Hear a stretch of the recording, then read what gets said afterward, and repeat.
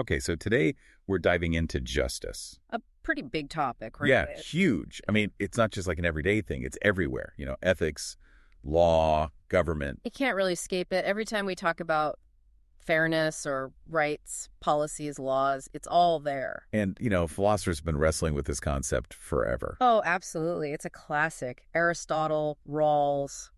They all saw it as super fundamental, like the bedrock of a good society. Yeah, but that's what makes it so fascinating, I think. It's so many things at once. Right. How do you even define it? Individual actions, laws, systems. It's like, is there one big idea of justice, one core principle, or is it more, like a bunch of related concepts? Kind of like a family resemblance. Exactly. Okay, that makes sense. Yeah. But we got to start somewhere. Right. So our source material points us to the Institutes of Justinian, that old legal text. Oh, classic. And it defines justice as the constant and perpetual will to render to each his due. Okay, so despite being, ancient, that definition really does give us a lot to unpack. Yeah, like right away you see that focus on the individual, each is due. Right, it's about individual claims, what each person is owed. Which raises all sorts of questions, right? Like how do you balance those individual claims with what's good for everyone? Absolutely. That tension between individual rights and the collective good is a huge part of the debate. And then there's the whole question of when justice even applies. Like our source material mentions Hume's thought experiment. Imagine a world of infinite abundance. Right. If everyone has everything they could possibly want. No scarcity, no conflict. You wouldn't even need the concept of justice. Right, because it's about resolving those conflicts over resources, liberties, all that. Precisely. And the flip side of that is when you have extreme scarcity. Yeah, like in a famine or something. Yeah, the rules might change. The usual principles of justice might not apply. It's like survival takes over. It also makes you think about, where the boundaries of justice are. Our source talks about this debate of whether justice even applies within families. Oh, that's a tricky one. Yeah, like some philosophers, like Sandel, say justice isn't the right language for those close relationships. Families are built on love and shared identity. But then you have thinkers like Oken who argue that you can't ignore the power dynamics within families. Right, like you can have exploitation and unfairness even in the closest relationships. So maybe justice does have a role to play there. And this all ties into another big question, which is how justice relates to utilitarianism. Right, because utilitarianism is all about maximizing overall happiness.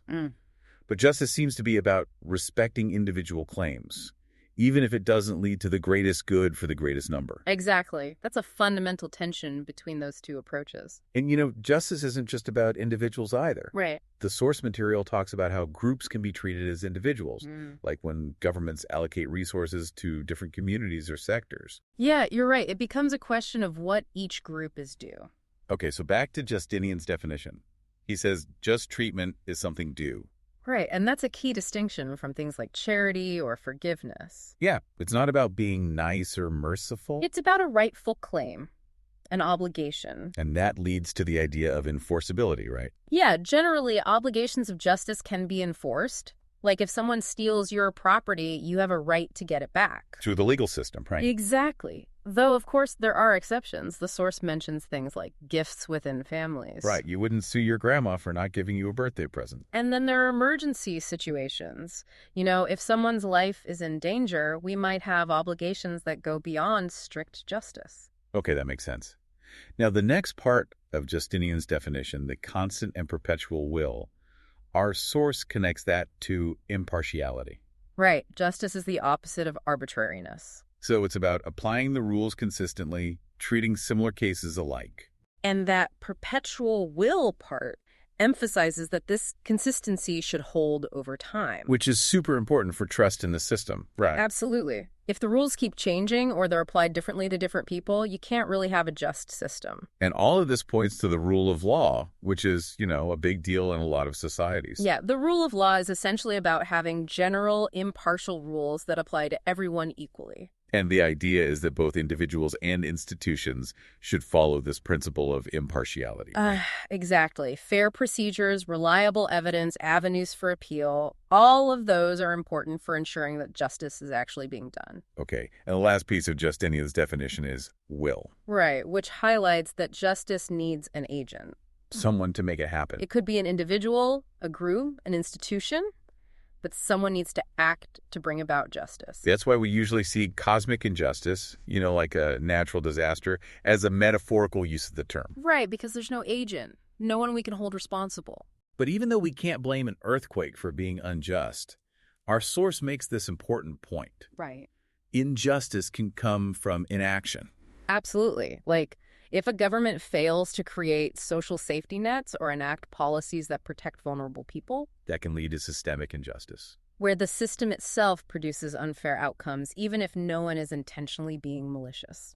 Okay, so now that we have a good grasp on those core elements, we can dive into some of the big distinctions that philosophers make when talking about justice. Right. These distinctions help us really break down the concept and understand the different ways we can think about it. The first one our source talks about is the difference between conservative justice and ideal justice. Okay, so this gets at a really fundamental tension within the concept. Yeah, on the one hand, justice seems to be about preserving the existing order, Upholding the current laws, respecting established rights and entitlements. the way things are. But at the same time, the idea of justice often inspires us to fight for change, to challenge unfair laws or systems. To create a better world. Right? Exactly. So the question becomes, what exactly is due to each person? Is it what they can expect based on the current system, or is it what they should have in a truly just society? Like, what if the existing laws themselves are unjust? Right. Different philosophers have different answers to this question. Our source gives the example of Hume. Right. Hume was very focused on maintaining social order. He thought justice was mainly about upholding existing conventions, especially property rights. He was skeptical of these big abstract ideals like perfect equality. He thought they could destabilize society. And Hayek, too, right? He was very critical of the idea of social justice. Yeah, he thought it was dangerous to try to impose some grand vision of how things should be distributed. He thought it would interfere with individual liberty and the free market. Right. But then you have the proponents of ideal justice, Who say we should have these fundamental principles guiding the distribution of resources and opportunities. and they use these principles to evaluate and critique the existing social order. Like Rawls, for example. Right. Rawls argues for a society that benefits the least advantaged, even if it means redistributing wealth or changing existing institutions. But even Rawls acknowledges that you can't just completely disregard people's legitimate expectations under the current system. Yeah, there's a balance to be struck between achieving a more just future and respecting the claims people have based on the way things are now. Which brings up the whole issue of transitional justice, right? Right. Like, what happens when a society goes through a major political transformation? Like, what if a regime built on injustice is overthrown? Do people who benefited from the old system have a claim to compensation?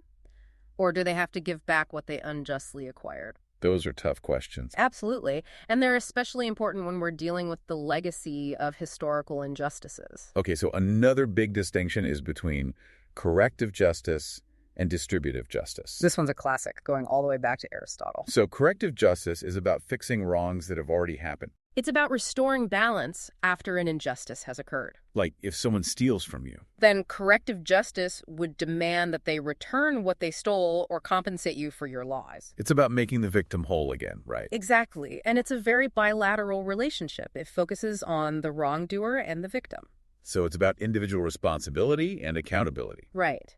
Now, distributive justice is different. It's about the fair allocation of resources and opportunities across society as a whole. So it's not about righting a specific wrong. It's about creating a just system of distribution. Like how should we divide the pie? Exactly. And this involves thinking about principles like equality, desert, need. Like, should everyone get an equal share? Or should those who work harder or contribute more get more? Or should we focus on making sure everyone has enough to meet their basic needs? Those are all questions of distributive justice. Okay, so those seem like pretty clear-cut categories, corrective and distributive. They do, but our source makes a good point about how they might be connected.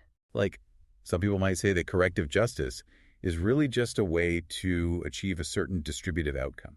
Right. If a theft disrupts the just distribution of wealth, then maybe corrective justice is about restoring that distribution. But our source gives this counterexample.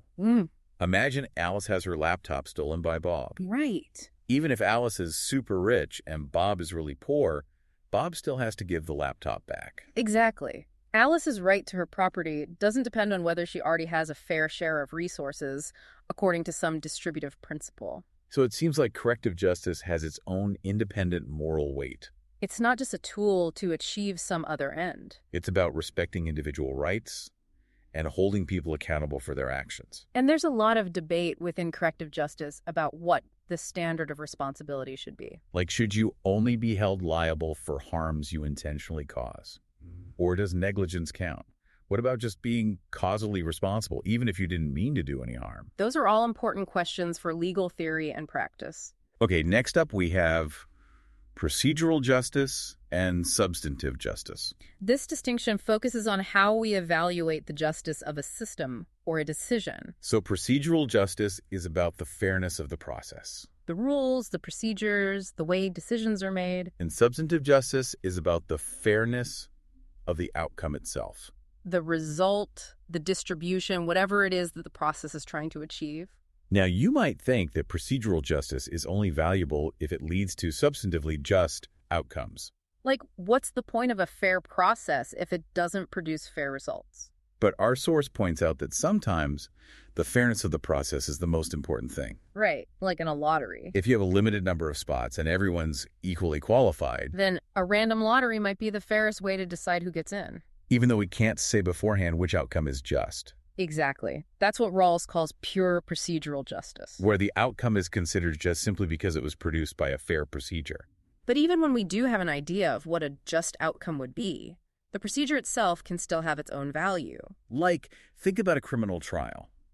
The goal is to determine guilt or innocence, which is a question of substantive justice. But the trial also has all these procedural safeguards. Rules of evidence, the right to legal representation, an impartial judge. And these are important not just because they make it more likely that we'll get the right verdict. They're also valuable in themselves because they show respect for the individuals involved. They ensure that everyone is treated fairly, regardless of the outcome. Right. And Rawls actually distinguishes between 3 types of procedural justice. There's perfect procedural justice, where you have an independent standard for a just outcome and a procedure that's guaranteed to achieve it. Like dividing a cake equally. Then there's imperfect procedural justice, where you have a standard, but the procedure doesn't always achieve it. Like a criminal trial. We can't guarantee that every trial will get the right answer, even with all the procedural safeguards. And then there's pure procedural justice, which we already talked about. Where the fairness of the procedure is the only standard of justice. Okay, so these different types of procedural justice show up in different theories of justice. Right, like Nozick's libertarian theory. Nozick is all about historical entitlement. He says a distribution of wealth is just if it came about through just initial acquisitions and just transfers. So it doesn't matter how unequal the outcome is. As long as the process was fair. But other theories, like Rawls, focus on the characteristics of the outcome itself. They might say that a certain level of equality is necessary for justice, regardless of how that distribution came about.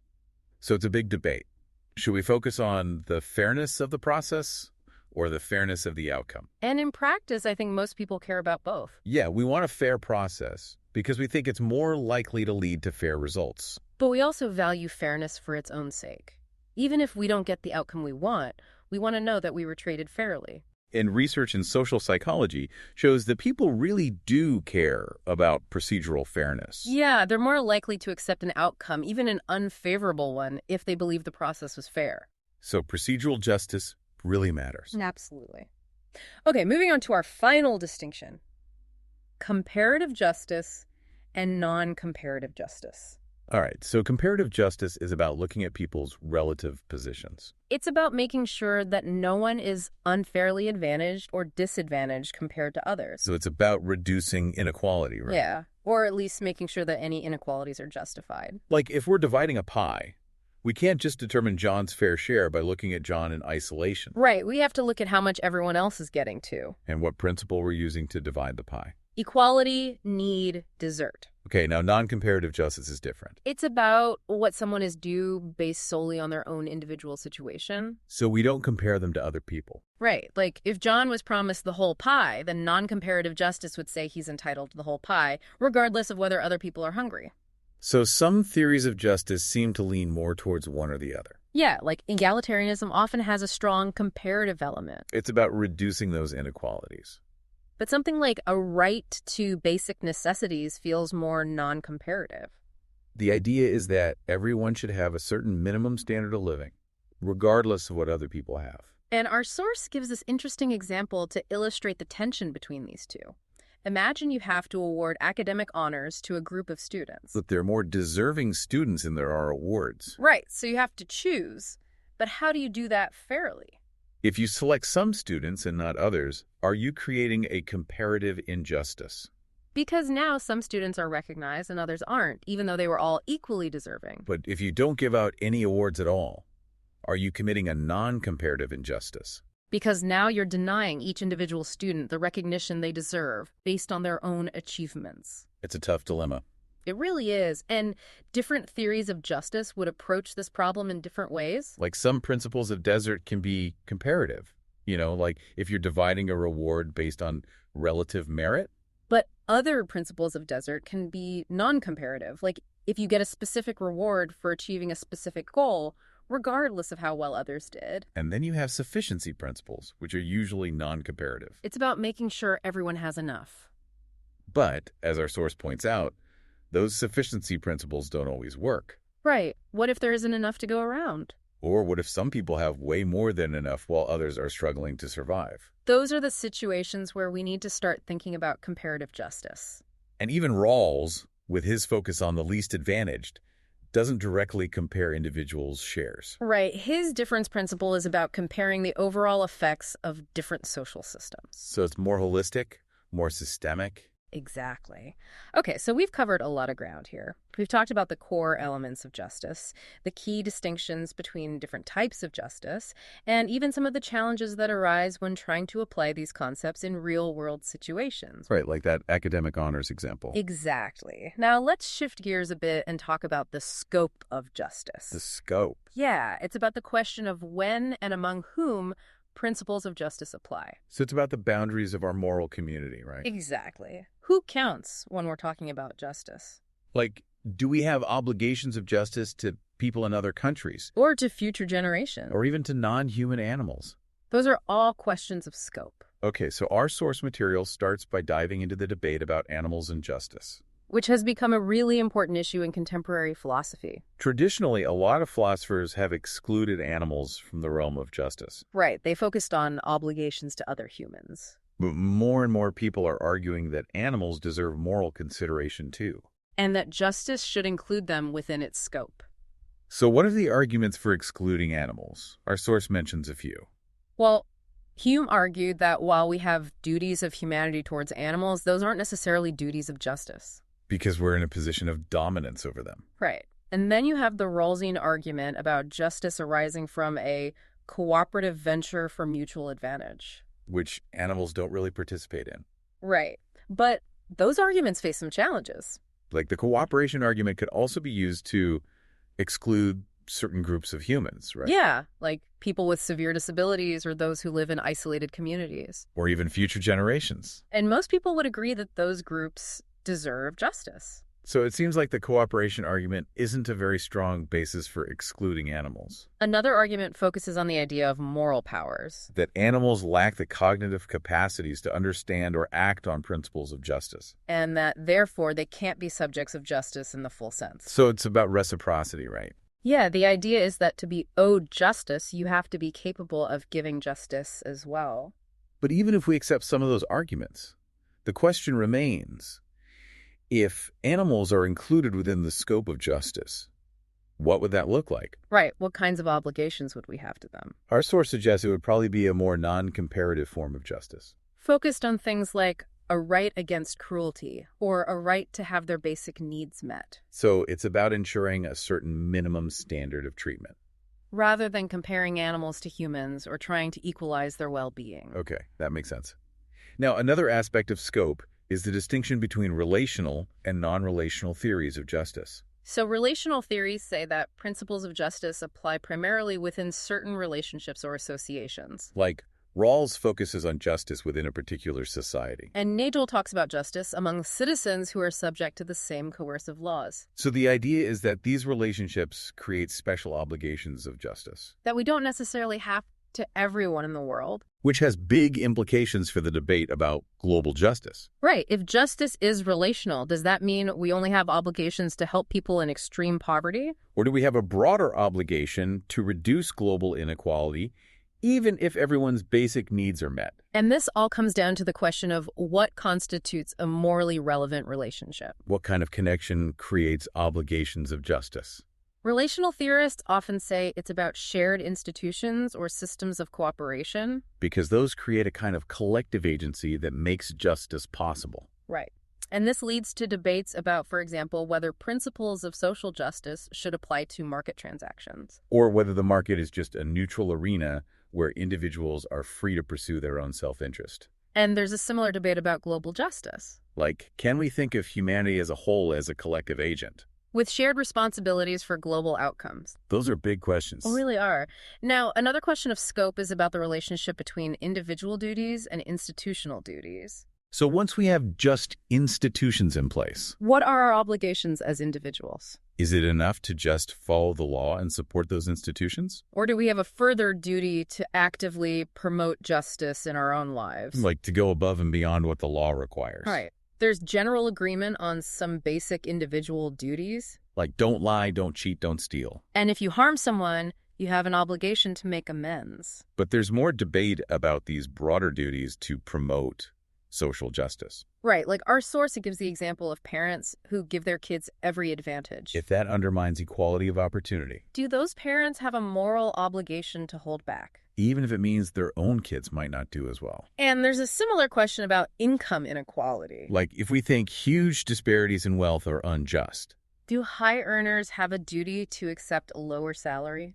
even if they could earn more in the current market. Rawls himself focused mainly on the basic structure of society. The big institution. He thought those were the primary subjects of justice. But other philosophers, like Cohen, argue that individuals have broader duties too. That we can't just rely on institutions to achieve justice. We have to embody those principles in our own lives. And that raises a lot of practical questions. Yeah, like how do you define those individual duties? And how do you make sure everyone is doing their part? And what if some people are making big sacrifices while others aren't? It's a tough issue. And it shows that the scope of justice is really a fundamental question. It gets to the heart of what we think justice is all about. Okay, so one last aspect of scope that our source talked about is the distinction between recognition and redistribution. This is a really important development in contemporary political philosophy. The idea is that injustice isn't just about material inequality. It's also about social recognition. Being seen and valued for who you are. Having your identity and your contributions respected. So justice isn't just about getting your fair share of resources. It's also about being treated with dignity. And injustice can happen when people are misrecognized or marginalized. When they're denied the social standing they deserve.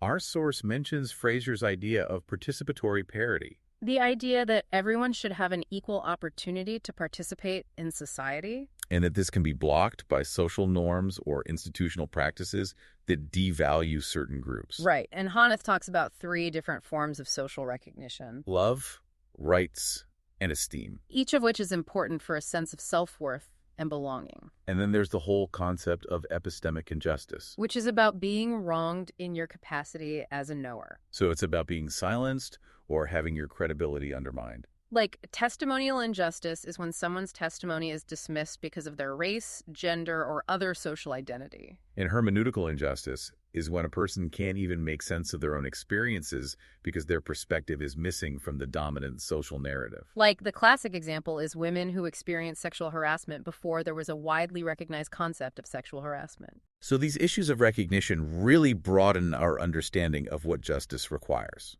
It's not just about economics. It's about culture, power, and how we see each other. Exactly.